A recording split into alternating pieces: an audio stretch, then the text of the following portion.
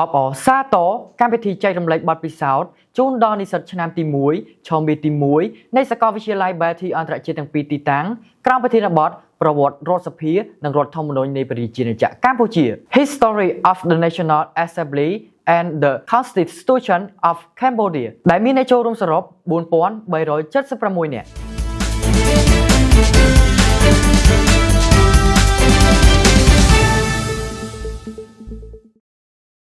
នៅថ្ងៃទី4ទី5និងទី7ខែកុម្ភៈឆ្នាំ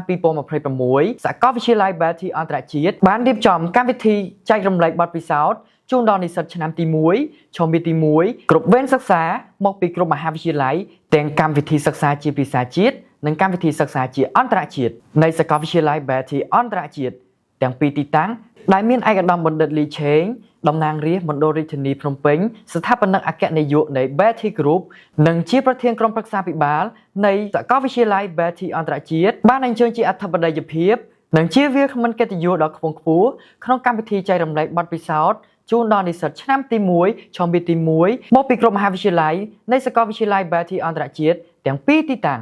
ក្រោមប្រធានបទប្រវត្តិរដ្ឋសភានិងរដ្ឋធម្មនុញ្ញនៃប្រជាជាតិកម្ពុជា History of the National Assembly and the Constitution of Cambodia ដែលមានការអញ្ជើញចូលរួមពីសំណាក់ថ្នាក់ដឹកនាំបុគ្គលិកសាស្ត្រាចារ្យនិស្សិតនៃសាកលវិទ្យាល័យ Betty អន្តរជាតិសរុបចំនួន4376នាក់ដែលប្រព្រឹត្តទៅនៅសាកលវិទ្យាល័យ Betty អន្តរជាតិទីតាំងទី1ទួលស្លែងនិងផ្សាយបន្តផ្ទាល់តាមរយៈប្រព័ន្ធនិម្មិត Zoom Workplace ទៅកាន់សាកលវិទ្យាល័យ Betty អន្តរជាតិទីតាំងទី2ស្ពានអាកាសចោមចៅកម្មវិធីចែករំលែកបទពិសោធន៍ Experience Sharing Program នេះត្រូវបានរៀបចំឡើងយ៉ាងសម្រិតសម្រាំងសម្រាប់និស្សិតដែលសិក្សាតាមឆ្នាំនីមួយៗដើម្បីបានស្ដាប់និងទទួលនូវចំណេះដឹងថ្មីៗដើម្បីរត់ឲ្យទាន់ការរីកចម្រើនរបស់ពិភពលោកសម័យ Digital Era ព្រមទាំងទទួលបាននូវបទពិសោធន៍ជាក់ស្ដែងពីវាគ្មិនកិត្តិយសហើយនិស្សិតទាំងអស់អាចយកចំណេះដឹងនិងបទពិសោធន៍ទាំងអស់នោះសម្រាប់ធ្វើការពិចារណានិងឆ្វេងយល់អំពីចំណុចខ្សោយចំណុចខ្លាំងនិងជ្រើសរើសចំណុចណាល្អៗ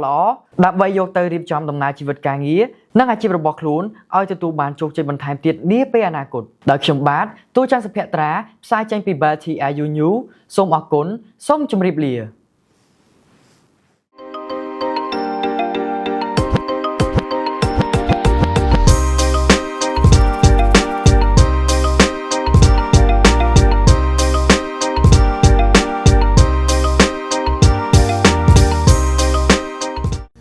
Belty International University, the future of global leaders.